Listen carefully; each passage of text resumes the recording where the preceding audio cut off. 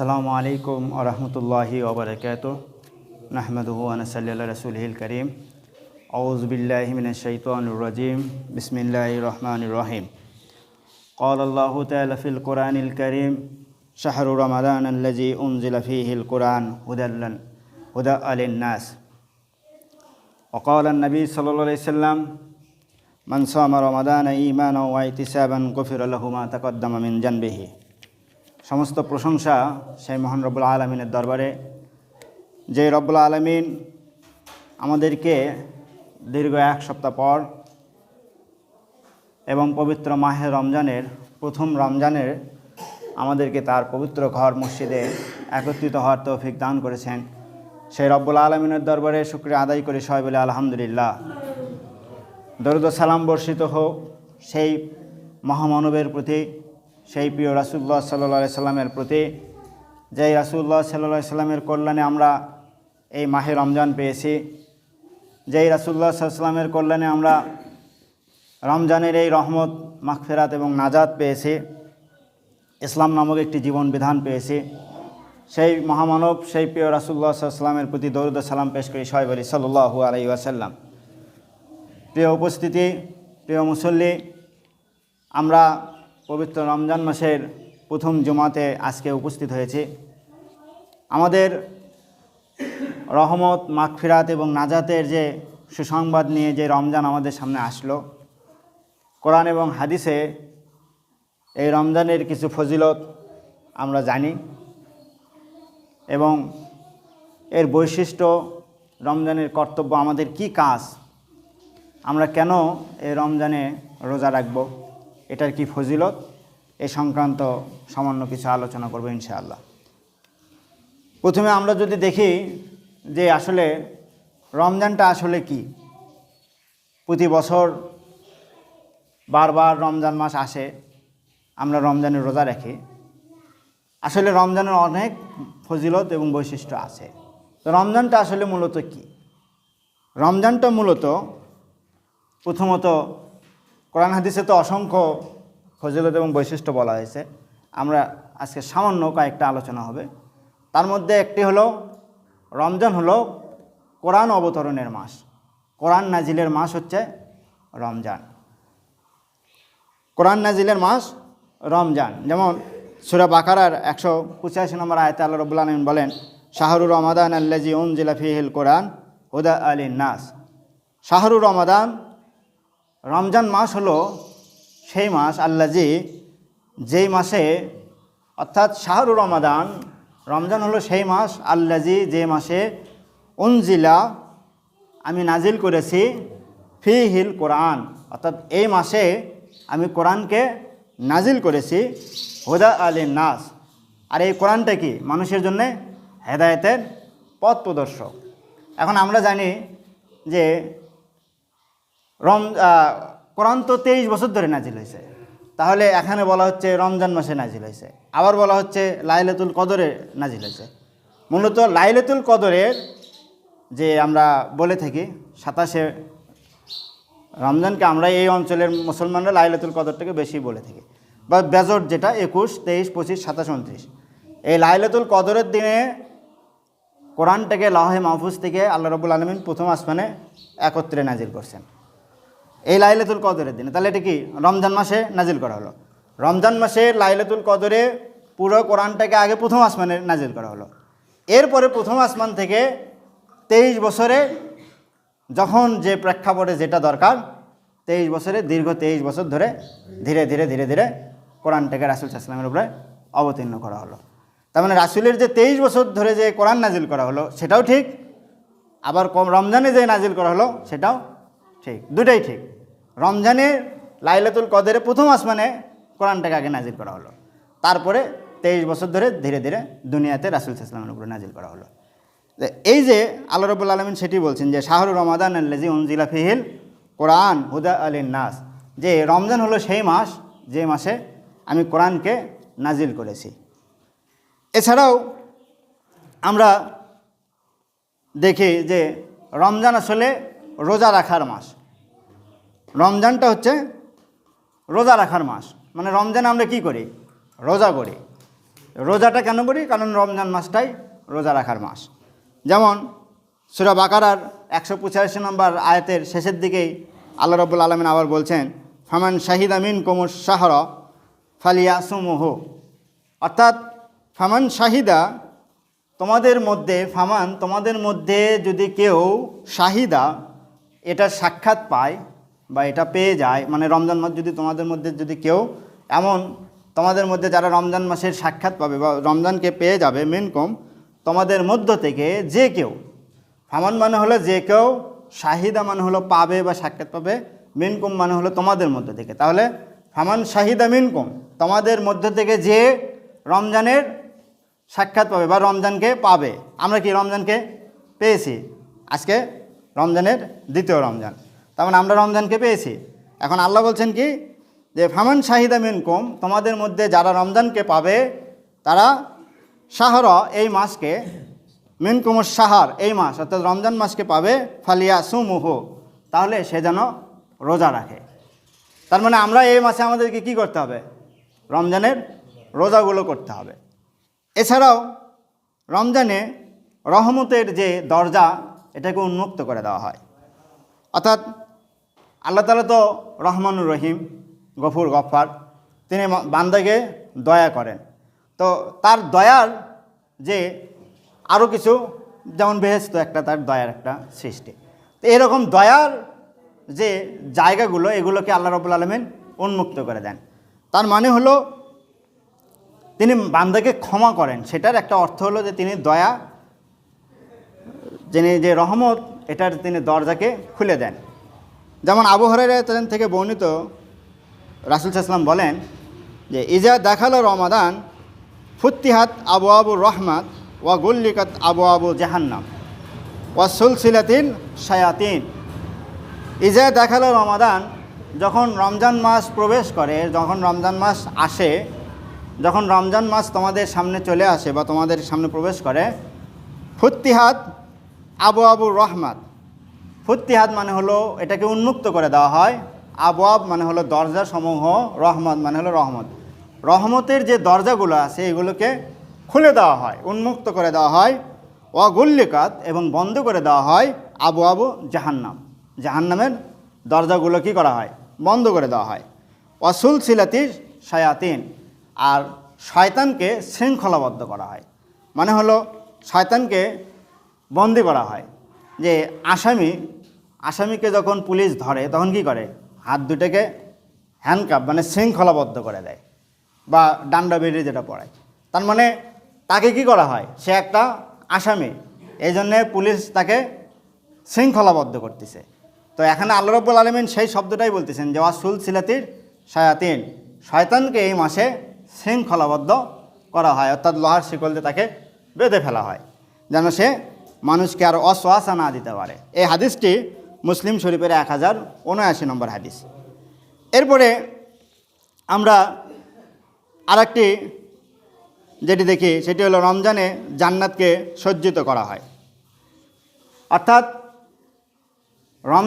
জান্নাতটা আল্লাহ রাব্বুল আলামিন তো সজ্জিত করে রাখছেনই, এটা তো একটা পরিষ্কার একটা জায়গা। মানে জান্নাত এমন একটা, আল্লাহ রাসূল সাল্লাল্লাহু আলাইহি ওয়াসাল্লাম বলছেন যে বেহেশতর যে বর্ণনা, মানে বেহেশতটা এত সুন্দর যে কোনো মানুষ এটা তো দেখেই নাই। আমরা তো অনেক সময় অনেক কিছু সুন্দর সুন্দর জিনিস কল্পনা করি, যে রাসূল সাল্লাল্লাহু আলাইহি ওয়াসাল্লাম বলছেন যে কোনো মানুষ সে কল্পনায় অত মানে বেহেশতটা সে ধরতে পারবে না। মানে এত সুন্দর একটা বেহেশত আল্লাহ রাব্বুল আলামিন তৈরি করে রাখছেন, এত সুন্দর, এত সজ্জিত। কিন্তু প্রতি রমজানে আবার এটাকে কি করা হয়? আমাদের বাড়িঘর যতই ভালো থাকুক বা যতই সৌন্দর্য থাকুক, তারপর আমরা কি ধোয়া করি না? একটু তো পরিষ্কার করার চেষ্টা করি। যতই টাইলসওয়ালা বাড়ি হোক বা যতই দামি বাড়ি হোক, তারপর আমরা কি ওটাকে সবসময় পরিষ্কার পরিচ্ছন্ন রাখার চেষ্টা করি। তো বেহেশতটা পরিষ্কার পরিচ্ছন্ন আছে, এটা সুন্দর, এটার এত সৌন্দর্য যে মানুষ এটা কল্পনাও করতে পারবে না। তো বেহেশতটাকে আল্লাহ রাব্বুল আলামিন সজ্জিত করেন, যত সৌন্দর্য এটাকে আবার সজ্জিত করা হয়। এখন একটা জিনিস পরিষ্কার পরিচ্ছন্ন আছে, এটাকে আবার সৌন্দর্য করা হচ্ছে, তার মানে হলো এটার একটা গুরুত্ব দেওয়া হচ্ছে যে যারা রমজানের রোজা করতেছে তাদেরকে আল্লাহ রাব্বুল আলামিন এটা বুঝাচ্ছেন যে বেহেশতের সৌন্দর্যটা তো কল্পনা করাই যাচ্ছে না, এত সুন্দর। আমরা এটা কোনো চোখ দেখে নাই, কোনো কান এটা শ্রবণ করে নাই, কোনো অন্তর এটা অনুধাবন করতে পারে না। এত সুন্দর একটা বেহেশতকে আবার রমজান মাস উপলক্ষে সজ্জিত করা হচ্ছে। মানে রোজাদারদেরকে এটা বোঝানো হচ্ছে যে তোমরা রোজা রাখলে তোমাদেরকে এমন একটা বেহেশত দেওয়া হবে, তোমাদের আগমন হবে এখানে, এই জন্যে তোমাদের সম্মানে এটাকে আবার নতুন করে পরিষ্কার করা হচ্ছে। এখন আমরা কোনো বাসায় দাওয়াত আছে, সেই বাসায় গেলে সেই বাসা যদি সৌন্দর্য হয়, তার মানে কি আমাকে গুরুত্ব দেওয়া হচ্ছে যে আমার জন্য বাড়িঘর পরিষ্কার পরিচ্ছন্ন করতেছে? না হলে ওই যে বাড়ি সেই বাড়িতেই যদি নিয়ে যায় তাহলে একটু কেমন, মানে আপনাকে তেমন আর গুরুত্ব দিচ্ছে না, এরকম একটা অর্থ বোঝা যায় যে এটা আসি।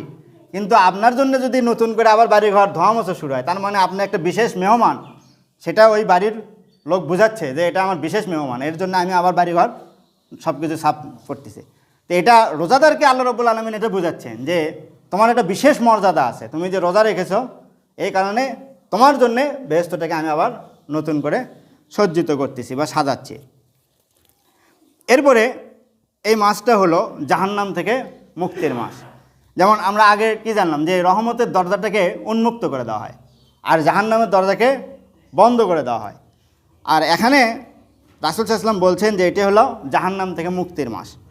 যেমন জাবের রাদিয়াল্লাহু আনহু থেকে বর্ণিত, তিনি বলেন রাসূল সাল্লাল্লাহু আলাইহি ওয়াসাল্লাম বলেন ইন্না লিল্লাহি ফি কুল্লি ইয়াউমি ওয়া লাইলাত উতাকাউ মিনান নার ফি শাহরি রমাদান। অর্থাৎ ইন্না লিল্লাহি, যেমন নিশ্চয় আল্লাহ রাব্বুল আলামিন, ফি কুল্লি ইয়াউম প্রত্যেকটা দিনে, ওয়া লাইলাত এবং প্রত্যেকটা রাতে, দিন এবং রাত কি করেন, উতাকা মুক্তি দেন, মিনান নার জাহান্নাম থেকে মুক্তি দেন, দিন এবং রাতে, ফি শাহরি রমাদান রমজান মাসের দিনে এবং রাতে অসংখ্য মানুষকে তিনি জাহান্নাম থেকে মুক্ত করে দেন। আরেকটা হাদিসে আছে যে ইফতারের মুহূর্তে আল্লাহ রাব্বুল আলামিন অসংখ্য মানুষকে মুক্ত করে দেন। এবং এই মানুষগুলো কারা?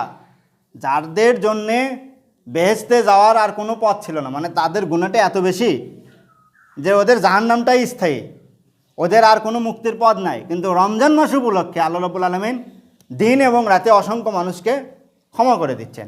এমন মানুষকে আল্লাহ রাব্বুল আলামিন ক্ষমা করবেন যে যার আর বেহেশতে যাওয়ার কোন, মানে তাই চিরস্থায়ী জাহান্নামে, কোনো আমল নাই, কিচ্ছু নাই, জাস্ট রমজান মাস আল্লাহ রহমত করছেন, আল্লাহ গফুর গফফার রহমান রহিম এই নামের ওসিলায়, আল্লাহ রহমান এটা আল্লাহ বুঝানোর জন্য, আল্লাহ গফুর গফফার এটা বুঝানোর জন্য রমজান মাসে এই মানুষগুলোকে আল্লাহ রাব্বুল আলামিন ক্ষমা করে দেবেন।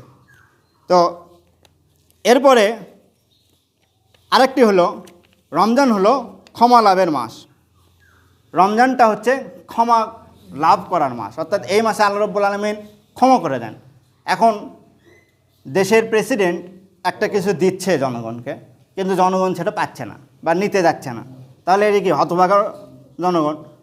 তো এইরকম আল্লাহ রাব্বুল আলামিন এই মাসটাতে ক্ষমা করতে চাচ্ছেন, ক্ষমা করতেছেন, কিন্তু আমরা নিতে পারছি না বা আমরা নিতে যেতে পারছি না।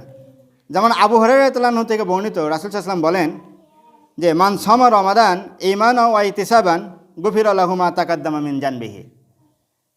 মান সামা রমাদান, যে মানুষ তোমাদের মধ্যে যারা রমজানের মাসে রোজা রাখে, ঈমানাও ঈমানের সাথে, সেটা বিশ্বাস করে যে রমজান আল্লাহ রাব্বুল আলামিন ফরজ করেছেন, রাসূল সাল্লাল্লাহু আলাইহি ওয়াসাল্লাম ফরজ করেছেন, এই যে একটা ঈমানের সাথে রমজানের রোজা রাখে, ওয়া ইহতিসাবান একাগ্রতার সাথে।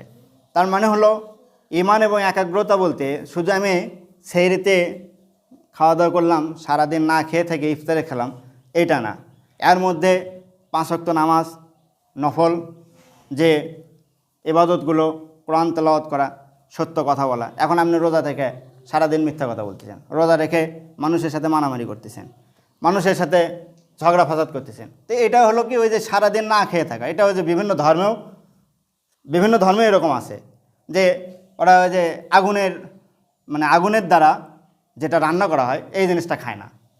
তো এদের ধর্মের আবার সিস্টেমটা এরকম যে সারাদিন ওরা উপোস থাকে, যে আগুনের দ্বারা যে খাবারটা তৈরি করা হয় এটা খায় না। তার মানে কি ফলমূল খায়, মানে আগুনের দ্বারা যেটা রান্না হচ্ছে, আগুনের দ্বারা গোস্ত ভাত এগুলো খায় না, মানে আগুন দ্বারা যেটা রান্না করা হচ্ছে, বাদ বাকি সব খাচ্ছে, ফলমূল এগুলো খাচ্ছে। তো এর সারাদিন সে উপোস থাকতেছে। তো আমি আপনিও যদি সেটা করি, তো এটাও তো ওদের মতোই হয়ে গেল, উপোস থাকা হয়ে গেল, যে সারাদিন খালাম না। এই মানে সকালের খাবারটা জাস্ট খেলে সেহের সময়, রাতের খাবার ইফতারের সময়, আর দুপুরের খাবারটা খেলে খাওয়া হচ্ছে না, এইটুকুই। ওরাও যা, আমারও তাই হয়ে যাচ্ছে। মানে আমাকে রমজানের রোজাটা কীভাবে রাখতে হবে, এগুলো সহ রাখতে হবে। 5 ওয়াক্ত নামাজ, নফল ইবাদত, সত্য কথা বলা, মানুষের উপকার করা, ঝগড়া ফাসাদ না করা, এই জিনিসগুলো সহ আমি যদি, এবং তারাবির নামাজ, তাহাজ্জুদের নামাজ, এগুলো সহ আমি যখন রমজানের রোজা করব, তখন সেটা হবে ঈমানাও ওয়া ইহতিসাবান। তা রাসূল সাল্লাল্লাহু আলাইহি ওয়াসাল্লাম সেটি বলছেন যে মান সামা রমাদান ঈমানাও ওয়া ইহতিসাবান, যে ব্যক্তি ঈমান এবং ইহতিসাবের সাথে রমজানের রোজা রাখলো, গুফিরা লাহু, তাকে আল্লাহ তাআলা ক্ষমা করে দেবেন মা তাকাদ্দামা মিন জানবিহি। মা তাকাদ্দাম মানে হলো যেটা সে অতীতে করেছে, মিন জানবিহি, তার সেই গুনাহগুলো, অর্থাৎ অতীতে করা গুনাহগুলো। তার মানে গত রমজানে ধরেন আমি আল্লাহর কাছে ক্ষমা চেয়েছি, আল্লাহ ক্ষমা করে দিয়েছে, এখন এই রমজানে আমাকে আল্লাহ ক্ষমা করে দিচ্ছেন। তার মানে এই যে মাঝখানে একটা বছর গুনাহ, এই পূর্বের গুনাহ থেকে মুক্তি পাওয়ার জন্যে আমাদেরকে এই রমজানের একটা সুযোগ আমরা পেয়েছি, এবং আমরা এটা কাজে লাগাবো। এই জন্য আমাদেরকে এই জিনিসগুলো বেশি বেশি করে করতে হবে। আমরা এই রমজানে যদি রোজা রাখি, তাহলে আমাদের এই পূর্বের গুণগুলো কী হবে, মাফ হবে। আমাদের যদি আমরা বিভিন্ন হাদিসে, অনেক হাদিসে বলা হয়েছে যে মানে জুমার নামাজের ক্ষেত্রেও বলা হয়েছে যে কেউ যদি জুমার নামাজে ভালো মতো মানে পরিষ্কার পরিচ্ছন্ন হয়ে জুমার নামাজের যে আদব কায়দাগুলো, এগুলো যদি সে পালন করে নামাজটা পড়ে, তাহলে কী হবে, এক জুমা থেকে আরেক জুমার যে গুণাগুলো, এটা ক্ষমা করে দেওয়া হবে। তার মানে ওই জুমার থেকে এই জুমা, এই 7 দিনের গুনাহ ক্ষমা পাওয়ার একটা সুযোগ আজকে জুমার দিন। আবার রমজানে রাসূল সাল্লাল্লাহু আলাইহি ওয়াসাল্লাম বলছেন যে রমজানে যদি কেউ রোজা রাখে, তাহলে পূর্বের গুনাহগুলো তাকে ক্ষমা করে দেওয়া হবে। এবং এই গুনাহগুলো ক্ষমা করে দেওয়ার সিস্টেমটা কেমন, রমজানে হয়েছে যেমন হাজিরা হজ করে আসার পরে যেরকম গুনাহ হয়ে মানে ক্ষমা হয়ে যায়, মানে একটা বাচ্চা, ছোট বাচ্চা দুনিয়াতে আসলে তার তো কোনো গুনাহ থাকে না, সেম ওই রকমভাবে ক্ষমা আল্লাহ রব্বুল আলামিন করে দেন। এই জন্য আমাদেরকে এই রমজান মাসে কি করতে হবে, এই কাজগুলো বেশি বেশি করতে হবে। এরপরে রমজানে যে আমলগুলো আমরা করব, সর্বশেষ যে আলোচনা সেটি হলো, রমজানে আমরা যে আমলগুলো করব, এই আমলের সওয়াবগুলো অন্য মাসের চেয়ে বেশি দেওয়া হয়। অর্থাৎ বাকি 11 মাসে আমরা যে আমল করি সেটার যে সওয়াবটা, আর এই মাসে ওই একই আমল করলে সওয়াবটা একটু বেশি দেওয়া হয়। যেমন এটাকে 70 থেকে 700 গুণ পর্যন্ত বাড়িয়ে দেওয়ার কথা হাদিসে বলা হয়েছে। তার মানে গত জুমাতে আমরা জুমার নামাজ পড়েছি, ওই জুমার জন্য ধরেন যে 2 রাকাত নামাজের জন্য আল্লাহ রাব্বুল আলামিন 100টা নেকি দিয়েছে, যে 1 রাকাতের জন্য 50 করে, তাহলে 2 রাকাত জুমা পড়ছে, কত হলো 100।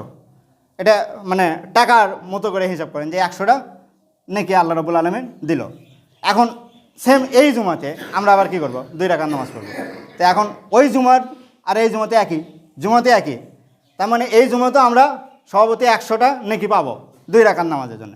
কিন্তু রমজান মাস হওয়ার কারণে এটাকে কি করা হবে, 70 থেকে 700 গুণ নেকি বাড়িয়ে দেওয়া হবে, মানে সর্বনিম্ন 70।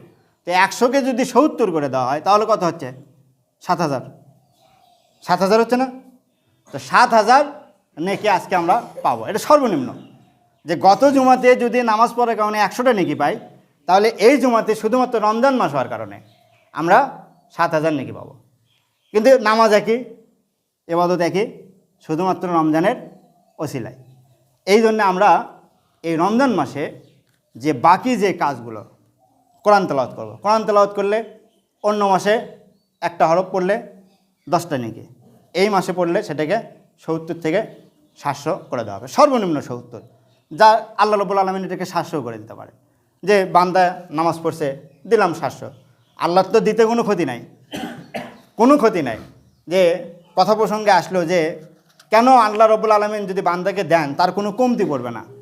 তো একটা হাদিসে আছে যে রাসূল সাল্লাল্লাহু আলাইহি ওয়াসাল্লাম বলছেন যে আল্লাহর যত সৃষ্টি আছে, একবার আদম থেকে শুরু করে কিয়ামতের আগ পর্যন্ত যায় আসবে, সমস্ত মানুষ, সমস্ত জিন, এরা যদি একটা খোলা মাঠে একত্রিত হয়, এবং এই খোলা মাঠে একত্রিত হয়ে সবাই আল্লাহর কাছে চাচ্ছে।